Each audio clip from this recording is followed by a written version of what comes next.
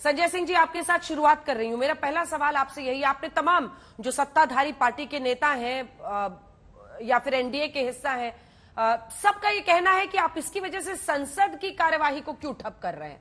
इस पर आप जिस तरह से भी आपको कहना है, आप चर्चा करिए, जांच की मांग कीजिए, लेकिन संसद की कार्यवाही इसकी वजह से क्यों ठप हो। सेंसेक्स में तो बवाल मचा ही हुआ है। संजय जी देखिए अंजना जी, आपके माध्यम से देश के लोगों को यह पता होना चाहिए कि एक एक करके स्टेप वाइज हम लोग आगे बढ़े। पहले सर्वदलीय बैठक बुलाई जाती है संसद का सत्र शुरू होने से पहले।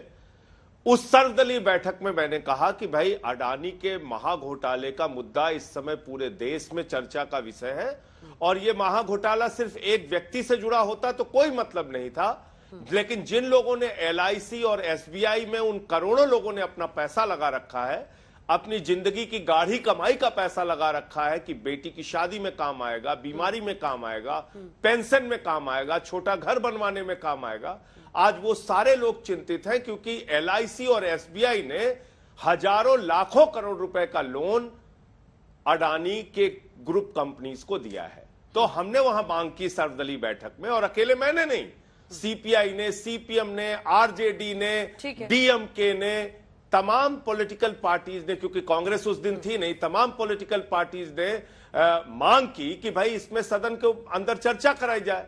सरकार ने कोई जवाब नहीं दिया। फिर राष्ट्रपति के अभिभाषण का भी बायकॉट किया, उस दिन भी हमने कहा कि इस पे चर्चा कराई जाए। आज सदन में 267 का नोटिस दिया कि भाई इतना बड़ा महाघोटाला और भ्रष्टाचार है, इसके बारे में चर्चा कराई जाए। और आपके दर्शकों को मैं बताना चाहूंगा सिर्फ 2 लाइन में कि भ्रष्टाचार है क्या।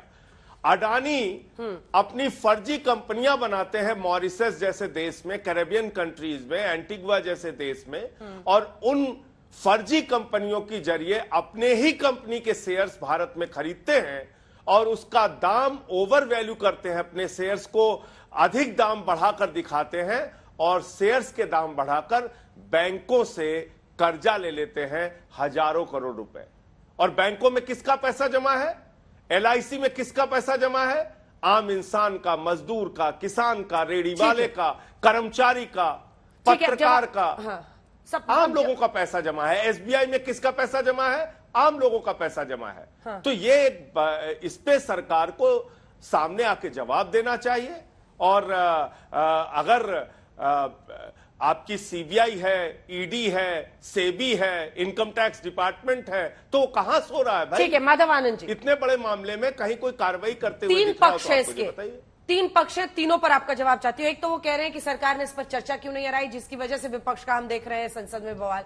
दूसरा वो कह रहे हैं कि आप इसकी जांच कराइए, जांच के लिए क्या सरकार पहल नहीं करनी चाहिए सरकार को। तीसरा सवाल, जिनका एसबीआई और एलआईसी में जो इन्वेस्टर्स हैं वो कितने चिंतित हो, तीसरे मुद्दे पर भी आएगा बारी बारी से। अंजना जी देखिए कि भारत की जो अर्थव्यवस्था है विश्व में सबसे तेजी से उभरती हुई अर्थव्यवस्था है और 5वीं सबसे बड़ी इकोनॉमी है। अगर हिंडनबर्ग की रिपोर्ट पढ़ें और टाइमिंग को अगर लेके देखें तो मुझे लगता है इसमें एक बहुत बड़ी साजिश है भारतीय अर्थव्यवस्था को लेकर। भारतीय अर्थव्यवस्था जिस रूप में आगे बढ़ रहा है और जिस रूप में भारतीय अर्थव्यवस्था के आगे बढ़ने के कारण कुछ कंट्रीज जो है सो परेशानी में है, परेशानी जो है सो हो रहे हैं, तो मुझे लगता है ये रिपोर्ट कहीं ना कहीं जो है ये भारतीय अर्थव्यवस्था के पर एक साजिश रचा जाता रहा है। दूसरी बात, प्राइवेट सेक्टर की मैं बात करता हूं। प्राइवेट सेक्टर का भारतीय अर्थव्यवस्था को मजबूती प्रदान करने में कितना बड़ा योगदान है वो संजय जी भी जानते हैं और तमाम पॉलिटिकल पार्टी के लीडर्स भी जानते हैं कि भारतीय अर्थव्यवस्था प्राइवेट सेक्टर का बहुत बड़ा योगदान है। सरकारी क्षेत्र में तो बहुत सारे कम उपक्रम बचे हुए हैं, बहुत लिमिटेशंस हैं सरकार के, तो प्राइवेट सेक्टर में और जिस कंपनी के बारे में बात की जा रही है उसकी क्रेडिबिलिटी पे कोई साधारण कोई एक रिपोर्ट आया और उसकी क्रेडिबिलिटी पे जितने पॉलिटिकल पार्टियां हैं सब उस पर उंगली उठाना स्टार्ट कर दे, मुझे लगता है यह कतई उचित नहीं है, ना इंडस्ट्री के लिए ना इकोनॉमी के लिए।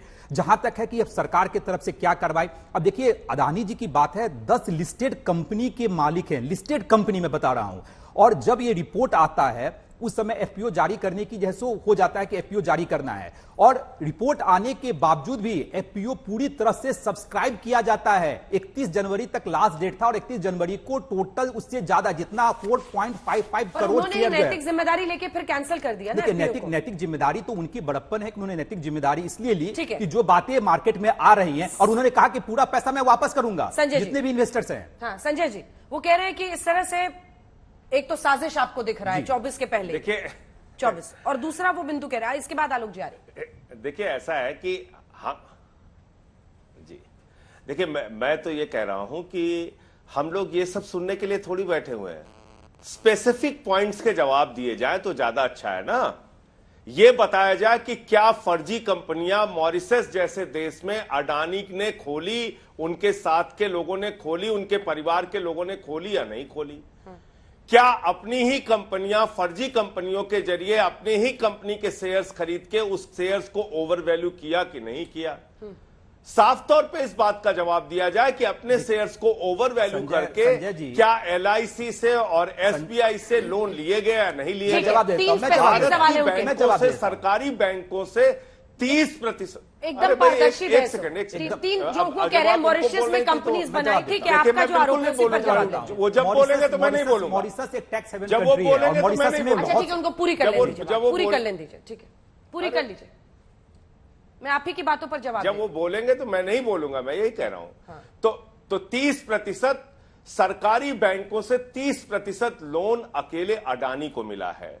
अडानी की 2014 में संपत्ति रहती है 37,000 करोड़, 18 में होती है 59,000 करोड़, 20 में होती है 2.5 लाख करोड़ और 22 में हो जाती है 10,11,00,000 करोड़।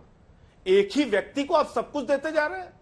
सीमेंट उसको दे दिया, बिजली उसको दे दिया, सड़क उसको दे दिया, उसी को आपने एयरपोर्ट दे दिया, उसी को आपने पोर्ट दे दिया। 20,000 करोड़ के ड्रग्स उसके पोर्ट पे पकड़ी जाती है, उसकी कोई जवाबदेही नहीं।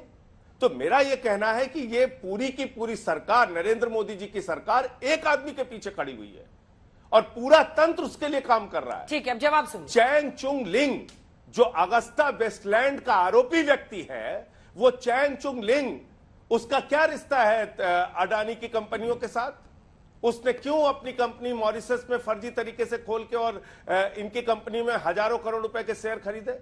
और वो कंपनियां क्या काम करती हैं जो मॉरिशस में है? उनको कहां से बेनिफिट हो रहा है, मॉरिशस वाली कंपनीज पर कहां से वो पैसा लगा रहे हैं? ठीक है संजय जी।